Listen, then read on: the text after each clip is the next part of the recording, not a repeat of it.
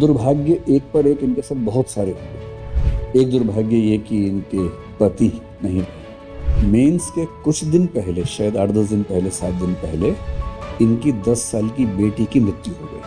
परिस्थितियां इतनी आई, उन्होंने मुझे कई बार तोड़ा, मैं कई बार टूटी, कई बार खड़ी हुई, मगर मैंने ये मेरे मन में दृढ़ संकल्प कर रखा था कि मुझे मेरे हस्बैंड को, मेरी दादी सास जो मेरी भाई हैं और मेरी बेटी, उनको प्राउड फील करवाना। गांव के पारिवारिक माहौल से, घरेलू माहौल से निकल के सीधे सिविल सर्वेंट बन जाना, इसीलिए सिविल सर्विस को बोलते हैं जिंदगी में सबसे बड़ा टर्निंग पॉइंट होता है।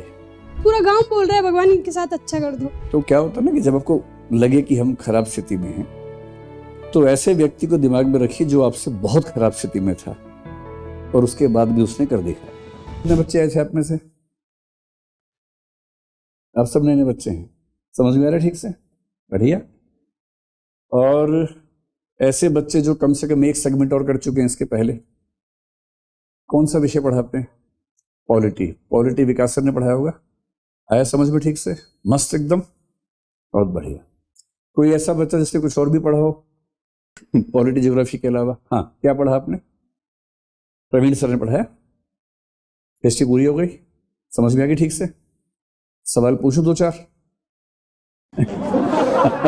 सवाल मत पूछो, समझ में आ गया, लेकिन पूछो मत कुछ, है ना? चलिए, मैं भी जब आया तो मुझसे एक व्यक्ति मिलने आए हैं, तो मेरा मन हुआ कि उनको आपसे भी मिलवाता हूं। मिलना चाहेंगे? बुलवाओ उनको, बुलवाओ। उनका परिचय उनके सामने देंगे, अलग से क्या परिचय देना, ठीक है? तो आप इमेजिन कर रहे हैं कौन हो सकता है, अभी आपको बताते हैं कौन है। आप लोग किस साल के एग्जाम की तैयारी कर रहे हैं? जो बच्चे अभी आए हैं, आप कब देंगे एग्जाम? 28 में? अच्छा। और आप कब देंगे भाई साहब सुरज्ञान जी? 31 में? अभी कितने साल के हो? 16.5 साल के हो वो कह रहे नाबालिग है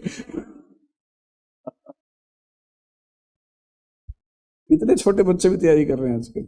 आप कितने साल के हो भाई? 21 के हो गए? चलो, कब दोगे एग्जाम? अब जो भी आएगा, कब आएगा भगवान जानता है। अब तो वैसे उम्मीद है कि थोड़ा रेगुलर हो जाना चाहिए। आइए आइए आइए, आप उठिए इधर, आपको बड़ा मजा आएगा। आइए,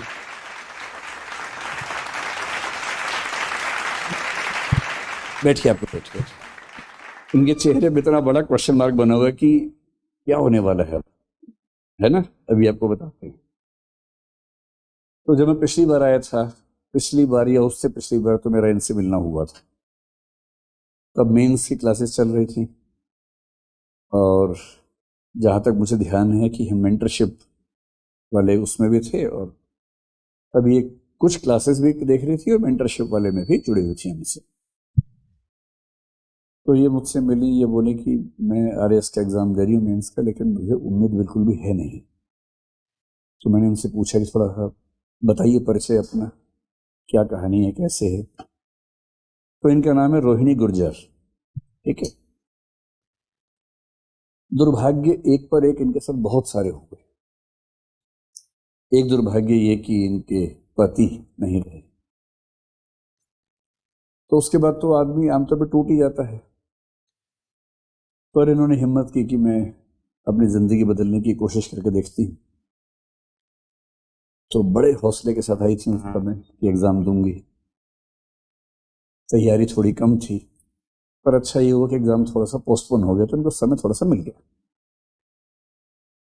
फिर जो दादी जी इनके पीछे पड़ी हुई थी कि तुम्हें एग्जाम देना है, नौकरी में आना ही आना है, उस बीच में उनका भी देहांत हो गया। तो जो आपको मोटिवेट करता हो अगर वो ही ना रहे, तो आप समझ सकते हैं कि कितना मन बेचैन होता है। फिर कुछ महीने लगे और कॉन्फिडेंस लौटा। ये इनकी ननद हैं, इनकी बड़ी भूमिका रही इस पूरे प्रोसेस में कि आप तैयारी कीजिए। फिर जयपुर में जाके तैयारी कर रही थी, मेंस बहुत नज़दीक था। मेंस के कुछ दिन पहले, शायद 8-10 दिन पहले, 7 दिन पहले, इनकी 10 साल की बेटी की मृत्यु हो गई। 10 साल की बेटी, अचानक, उसे कुछ भी नहीं था। इनको बेचैनी हुई, ये घर गई, मिली, और अचानक उसकी तबीयत खराब हुई और आईसीयू में गई और वो नहीं बची। अब सोचिए किसी के साथ ऐसा हो जाए, उसके 7 दिन बाद उसका एग्जाम है मेंस का, तो इन्होंने तो हाथ पैर छोड़ दी कि मैं एग्जाम दूंगी नहीं। फिर परिवार के लोगों ने, विशेष रूप से इन्होंने बहुत संभाला, समझाया कि देखो अभी तो आपको खराब लग रहा है, लेकिन एग्जाम छोड़ दोगे तो फिर बाद में हमेशा खराब लगता रहेगा। फिर वो कि एग्जाम चलो दे के देखती हूँ।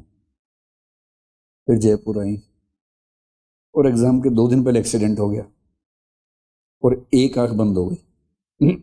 चोट भी आंख पे लगी। 2 दिन बाद मेंस है। 7 दिन पहले एक हादसा घर में हुआ बेटी के साथ।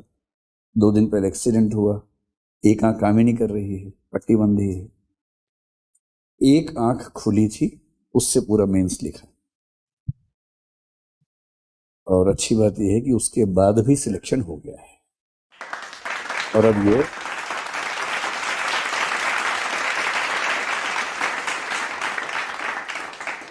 राजस्थान कोऑपरेटिव सर्विस में, राजस्थान सहकारी सेवा उसको बोलते होंगे हिंदी में शायद, उसमें इनका सिलेक्शन हुआ है। अभी मेडिकल वगैरह हो रहा है, जल्दी ही ज्वाइनिंग होगी और अभी सीधे एक बड़ी अफसर बनने वाली है।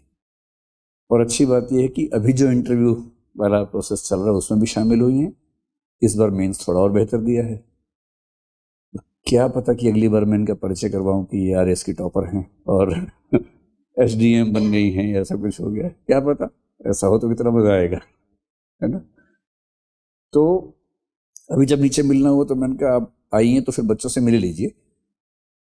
तो जिन जिन को लगता है कि उनकी स्थितियां बहुत खराब हैं, अरे कैसे होगा, तो क्या होता है ना कि जब आपको लगे कि हम खराब स्थिति में हैं, तो ऐसे व्यक्ति को दिमाग में रखिए जो आपसे बहुत खराब स्थिति में था और उसके बाद भी उसने कर दिखाया। और जब जब लगे कि आप बहुत तोप हैं, तो किसी ऐसे तोप को दिमाग में रखिए जो बहुत बड़ा तोप था और कुछ नहीं कर पाया, उससे पैर जमीन पे रहते हैं। और जब लगे कि पैर उखड़ रहे हैं, तब एक ऐसी कहानी याद रखिए कि जो हमसे बुरी स्थिति में था, इससे बुरी स्थिति क्या सोच सकते हैं। इतने सारे हादसे एक पे एक होते गए और उसके बाद भी देखिए, और एक गांव के पारिवारिक माहौल से, घरेलू माहौल से निकल के सीधे सिविल सर्वेंट बन जाना। इसीलिए सिविल सर्विस को बोलते हैं जिंदगी में सबसे बड़ा टर्निंग पॉइंट होता है, एक झटके में चेंज होता है। 2 ही चीजें मोटे तौर पे ऐसी होती हैं, एक होती है शादी, कई लोगों के मामले में जिंदगी एक झटके में चेंज हो जाती है।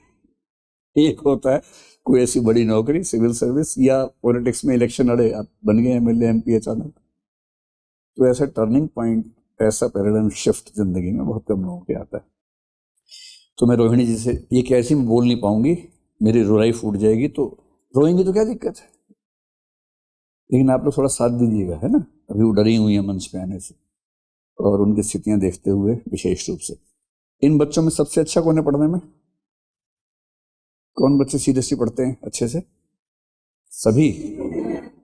अच्छा, सबसे दुष्ट बच्चा कौन है क्लास में, जो टीचर से बहुत परेशान करता है? लड़कियों में कौन है सबसे दुष्ट, बताओ? है? क्या नाम बोले? वैसे 1-2 लोग इशारा कर रहे हैं एक लड़की के बारे में जो चश्मा पहन के बैठी है। ठीक ठीक समझ रहा हूं मैं, है ना। क्या नाम है आपका? खुशी। तो खुशी आपकी क्लास की तरफ से रोहिणी जी का सम्मान करेंगे, बुके देंगी। आप भी आइए, आप भी आइए, आइए आइए आइए। नहीं, आप बुके लीजिए साथ में। हाँ हाँ।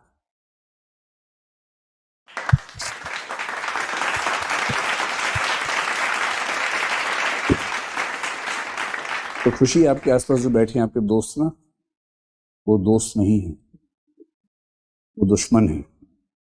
जैसे मैंने बोला सबसे दुष्ट बच्चा को ना 3-4 लोगों ने अपनी आंखों से इशारा किया, ये एक दो ने हाथ से भी इशारा किया, ये है।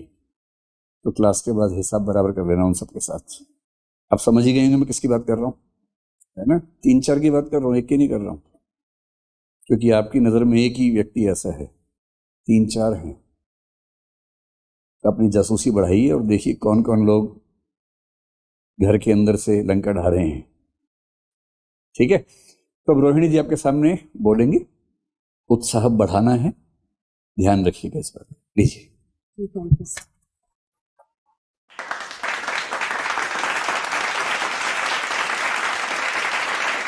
सर ने पूरा परिचय तो दे दिया है वैसे आपके सामने मेरे बारे में, और मैं तो इतना ज़्यादा कुछ बोल नहीं सकती हूँ। बस थोड़ा बहुत मैं आपको और बताऊंगी कि आप लोग तो मेरे से बहुत अच्छी स्थिति में हैं। आप लोग अभी ऐसे कहते हैं कि हमें ये प्रॉब्लम्स हो रही है, हमें ये दिक्कतें हो रही हैं पढ़ाई से रिलेटेड, तो मेरे सामने जिन चीज़ों को मैंने फेस किया है, सही में उनसे निकलकर यहाँ तक पहुँचना आसान नहीं था। मैंने कैसे खुद को संभाला है। 2006 में मेरी ग्रेजुएशन हो गई थी, फिर उसके बाद में दोबारा से पढ़ाई को शुरू करना, और हम गांव से आते हैं, गांव का माहौल बिल्कुल विपरीत होता है एकदम। कैसे मैंने अपने आप को संभाला, हस्बैंड की डेथ के बाद में मेरे बच्चों को संभाला, सिंगल पेरेंट्स होने के बावजूद मैं यहाँ तक पहुंची। परिस्थितियां इतनी आई, उन्होंने मुझे कई बार तोड़ा, मैं कई बार टूटी, कई बार खड़ी हुई, मगर मैंने ये मेरे मन में दृढ़ संकल्प कर रखा था कि मुझे मेरे हस्बैंड को, मेरी दादी सास जो मेरी बाई हैं और मेरी बेटी, उनको प्राउड फील करवाना, बस यही लक्ष्य था मेरा। तो आज मैं यहाँ पर हूँ, तो वो जहाँ पर भी हैं, बस मुझे यही खुशी है कि उनको प्राउड हो रहा है कि इसने अपना जो भी सोचा था वो पूरा किया है।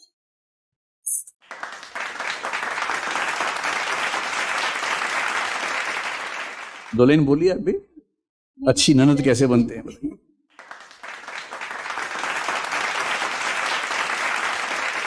मतलब मुझे सच में लगता है मैंने इनको बहुत नज़दीक से देखा है। मैं छोटी सी थी तब इनकी शादी हो गई आई ना, तो मैं इनकी बेटी की तरह ही रही हूँ। और जब जैसे जैसे हर साल मैं देख रही हूँ ना इनकी लाइफ चेंज हो रही है, मुझे सच में यकीन नहीं हो रहा है कोई इंसान के साथ इतना बुरा कैसे कर सकता है भगवान। मतलब गांव वाले भी ये बोलने लग गए कि इनकी किस्मत है, ये क्या है, बस भगवान अब इनके साथ अच्छा कर दो। एक तो होता है ना अपन बोलते कि भगवान मेरे साथ अच्छा कर दो, पूरा गांव बोल रहा है भगवान इनके साथ अच्छा कर दो। और सच्ची में इनका लास्ट में मतलब बहुत बहुत अच्छा हुआ है। मतलब अब बहुत कुछ खो के पाया है, बट बहुत बड़ी चीज पाई है इन्हें।